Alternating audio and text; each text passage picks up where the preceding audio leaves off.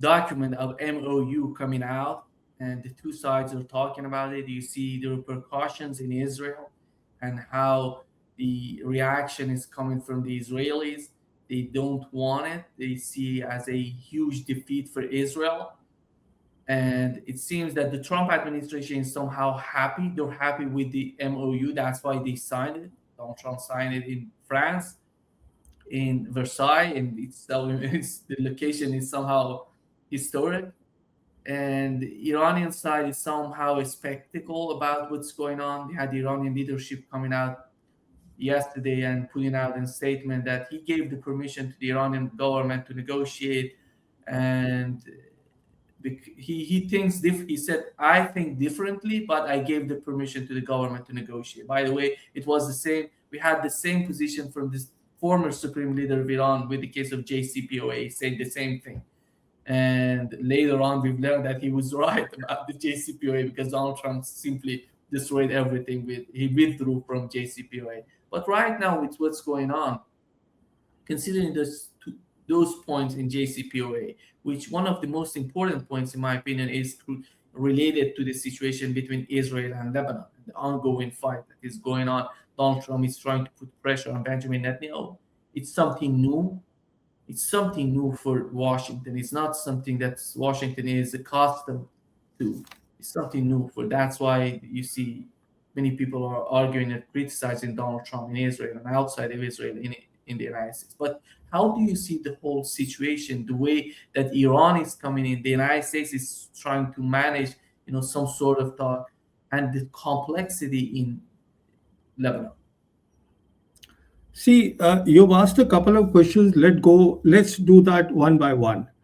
Now, as far as the MOU is concerned, in my opinion, both Iran and America, they are keen on this MOU, that this work towards the deal. That means after 60 days and beyond 60 days, they can extend by mutual consent. Now, as far as President Trump is concerned, he wants the war to end. And there are many reasons why I say that. So for the Americans, the war is over. One reason is that President Trump actually has no military option at all today.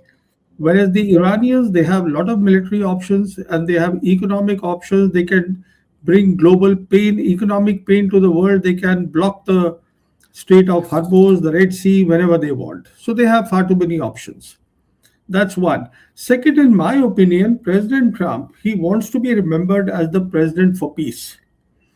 Because please recall the national security strategy of the Trump administration that came out in November 2025, it very clearly said that President Trump wants his legacy to be that of the president of peace. So he's got into a wrong war. Now he wants to get out of this war and retain his legacy.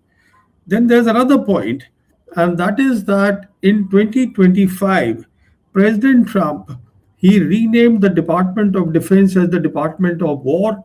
And recently we heard Pete Hegseth, the Secretary of War, he has sought a budget for 2027 for the Department of War, a whopping $1.5 trillion from the US Congress. Now, what they want to do is basically get out of this war in West Asia and pivot to Arctic Ocean, because that is where the problems are there for the Trump administration. There are military problems, then there are economic security issues also, because if you see the Western Hemisphere, something like 22 countries, they are on board the Belt and Road Initiative of China. And this is the reason, in my opinion, that President Trump himself has signed the MOU. That means he's taken ownership of the MOU, and after that, now he wants to see this implemented. And this is the reason, what you mentioned, the unusual things are happening, that both President Trump and J.D. Vance, they have come out openly against Israel and Netanyahu. And J.D. Vance has very clearly said in the open that Israel can only sustain itself with American power, and that is the reality.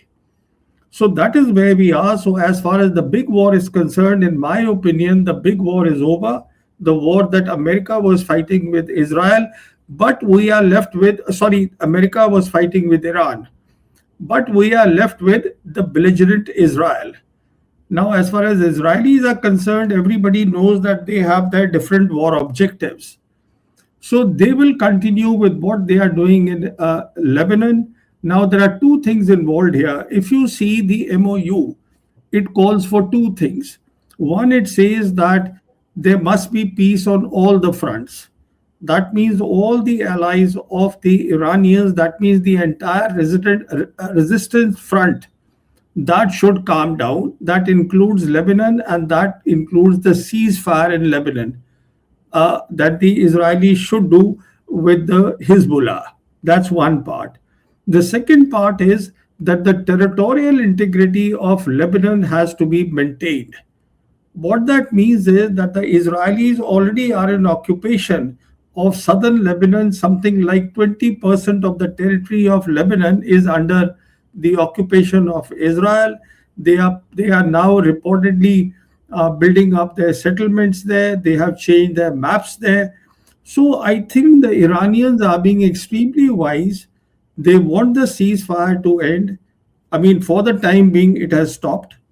That means, as far as West Asia is concerned, they have to live with this no war, no peace situation. So long as the ceasefire holds, the territorial integrity issue can be tackled later, which is why the Iranian team led by Abbas Araghchi, they are already now in Switzerland or they are on their way, they are going there.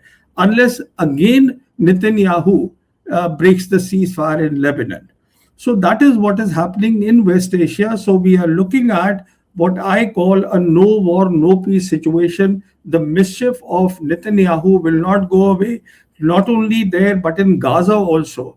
If you see, since the ceasefire came about in Gaza in October, Netanyahu, something like 1,000 civilians, they have been killed. A genocide has been going on there. They are not getting the humanitarian aid at all because of Netanyahu. So the Zionists will continue with their activities. That's one part. Second part, very interesting that you have just come out, you have asked me, is about the supreme leader of Iran, which is Mustafa Khamenei. Now, see, what has happened is that the Iranians, when you see the MOU, they have got a lot.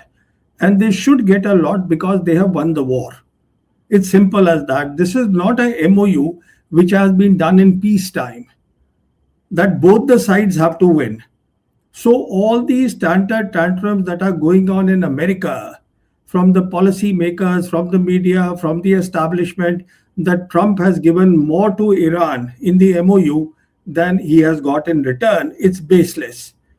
Because this MOU is a consequence of war, a war that Iran has won decisively. So once we understand that part, the problem now is there are a lot of Iranian voices which are saying that Iran should have nuclear weapon. So what the supreme leader, in my opinion, has done is he has taken those voices also in consideration and issued a statement saying that his views are different from the views of the president Pezeshkian. And what he's saying is, I will go with the opinion of the president because he's the supreme leader of the National Security Council of Iran and he's the man who has signed on the MOU. Now, you see the point that the Iranians need to understand something that their leadership has understood. That is very simple, that what the Iranians are trying to do in West Asia is to take everybody along. This is what the New World Order is all about. That means you create all your problems of the region should be solved by the regional players. That means everybody has to be taken along. Now, if Iran gets a nuclear weapon, what happens is that the trust will be lost. The Iranian will not be trusted by the regional players. Now, if the trust is not there, then you cannot build up a regional framework, something that the Iranians are trying to do. So, as far as because then what will happen is that Iran will be seen as a hegemon and not as a partner country if Iran gets the weapon. So I think what is happening is that the Iranians are wise people. and they have decided to go for the negotiations. But of course, their red line is that Trump and JD Vance, they have to leash Netanyahu, and Netanyahu has his own agenda. So that is where things stand. But in my opinion, Trump is determined to see this through. The 60 days till the deal is signed, and maybe beyond also by mutual consent. He has no intentions of going back to war. Yeah. I think the problem for Donald Trump right now is Lebanon and how he can manage the Israeli government there. Because sooner or later, if they continue with these attacks on Lebanon, Iran gonna respond. The last 2 or 3 days they were talking about somehow Iran may attack, but there are communications behind the scene between the United States and Iran, how to manage that. So far, it seems that the United States is every time is telling Iran they're putting pressure on the Netanyahu and Israelis to back down. And what looking at the way that Israel is going against the Trump administration, they're attacking basically the same people who supported Donald Trump. Adelson, those Zionists who supported Donald Trump, who helped him to be elected. And right now they're going against Donald Trump. And you see JD Vance coming out and responding to those attacks. This is, how do you see that going on in Lebanon? So you see, this will go on, but as far as the Iranians are concerned, I see no sense, and they are very wise people. They will not attack Israel. All they have to do is shut down the Strait of Hormuz for commercial traffic. Once they do that, then the pressure is on Trump and JD Vance to get after Netanyahu, and that is what they are trying to do. Because you see, as far as the Iranians are concerned, I see the wise people that they are looking ahead. They are looking beyond, in my opinion, even of the final deal. They are looking at Gaza, they are looking at Hamas in Gaza, they are even looking at the Palestinian issue. And this is something that at this stage they did not want to put in the MOU. Because please remember that they have the backing of China and Russia, and the Chinese in 2024 in Beijing, they got 14 Palestinian factions, including Fatah and Hamas, in Beijing together. Because what the Chinese are looking at is some sort of a Palestinian self-governance body. And they have repeatedly said that they favor the two-state solution, the borders being 1967, according to that, and they want East Jerusalem as the capital of the Palestinian state. You see, the Iranians understand that if they can take all the regional powers along with them, which is why one of the key things in the MOU is that the Americans have to vacate their bases, and the American forces should not be in the proximity of Iran. Because Arakchi and the Iranian leadership, they are looking for all the regional players coming together in collective security mode.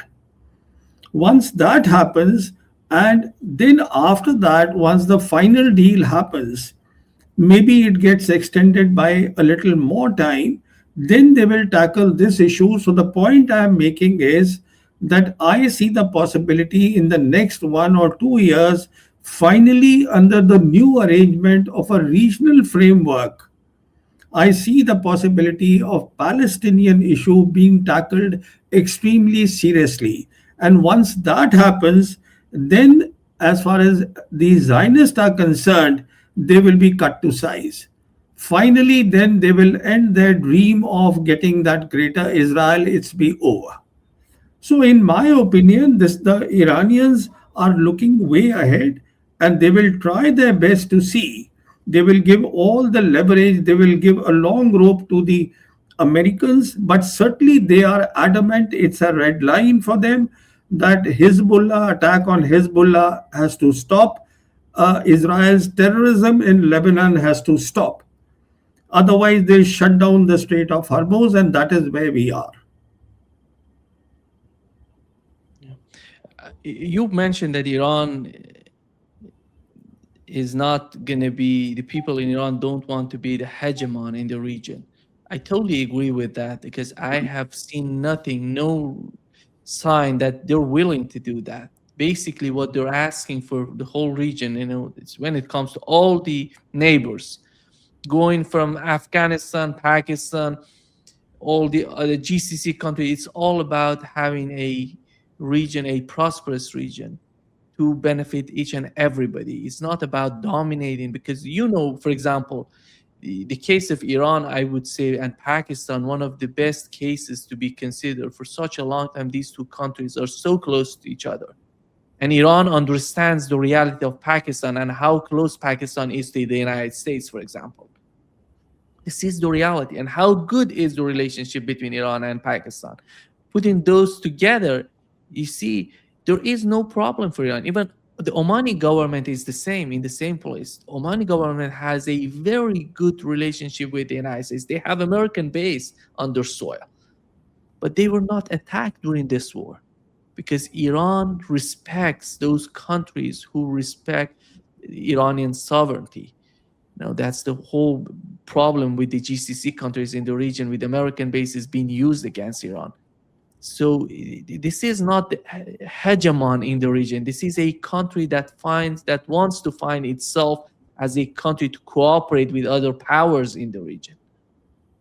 So you see, you are absolutely right. I agree with you. In fact, as you mentioned, the relations between Iran and Pakistan, we also have to remember that in the Iranian version of the MOU, they have called it Islamabad Memorandum of Understanding. In other words, as far as the Iranians are concerned, in the new regional framework that they are trying to make with the help of two great powers, China and Russia, Pakistan will have a very important and a central role to play in West Asia in this regional framework. So that is why they have specifically mentioned Pakistan. Because you see, when you look ahead, what we see is that one of the key things in the MOU is that US forces, they need to go away from proximity of Iran. So the first proximity will be the GCC countries. Because if you see today, the Americans have something like 40 to 50,000 troops in 10 countries in 19 bases in West Asia. And when you look at those 10 bases, 5 countries are the GCC countries. So, in my opinion, what is happening is that first of all, Qatar is in a very delicate situation because the Qataris, they do not have a land border with Iran. Then their export is LNG. They have a gas field that they share with Iran. Then the forward headquarters of Central Command, it is there in Qatar. Then in Qatar, you have the American air for their air operation. The major hub is there. Something like 10,000 American forces, they are there in Qatar. So the Qataris already, like the Saudis, have clinched the deal for security with the Pakistan army. The same thing, the Qataris also are in talk. And in my opinion, as time goes by, although today we see that UAE is looking at different routes for, they don't want to use the Persian Gulf, and they basically are looking at the east-west route. Then the Kuwaitis also want to join in the east-west route of the UAE. So the point is, once over, I see a possibility that this regional framework will come up. Iran has won the war against the biggest military power in the world, America, and it is a decisive win, as I said, because they still have the options, but it will not play a hegemonic role at all. It will look at a regional framework, and that is where they are moving slowly. And this is the reason also that Abbas Agrachi, anything that the Iranians do, he is immediately on the phone talking with all the regional players, his counterparts, talking with Sergei Lavrov, talking with Wang Yi. So he is in touch with everybody, and he is in touch with the leadership in Pakistan. So the point I'm making is that Iran is moving in an extremely sensible way, and what they have asked for, despite whatever the American establishment says. Whatever they have asked for is very reasonable. And in this MOU, the significance of this MOU is that what they have asked for is the minimum. They will not deviate from that. Otherwise, as far as they are concerned, they have the option of closing the Strait of Hormuz. And as far as the Americans are concerned, when you see the American establishment, you see their political leadership, their commentators, their senior analysts, their media, think tanks, all these people live in a bubble of their own. They still believe that America is the sole superpower in the world. The world is unipolar. The world has changed. The world is no longer unipolar. They need to understand, and they need to understand that today it's a multipolar world with three great powers, and America is one of those three great powers.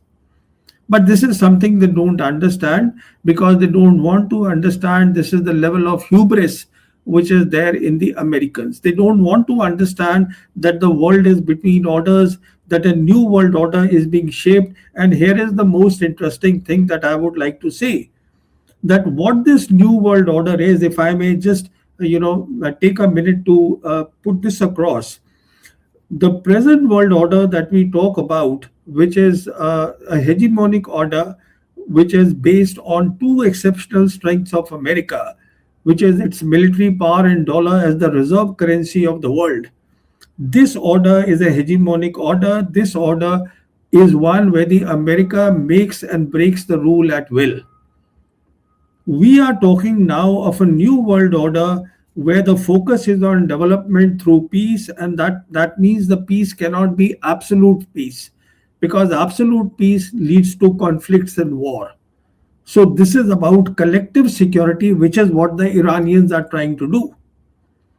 And this is about the rules have to be UN based, which is why the last point, if you see the 14th point in the MOU, that clearly says that the final deal will be endorsed by the United Nations.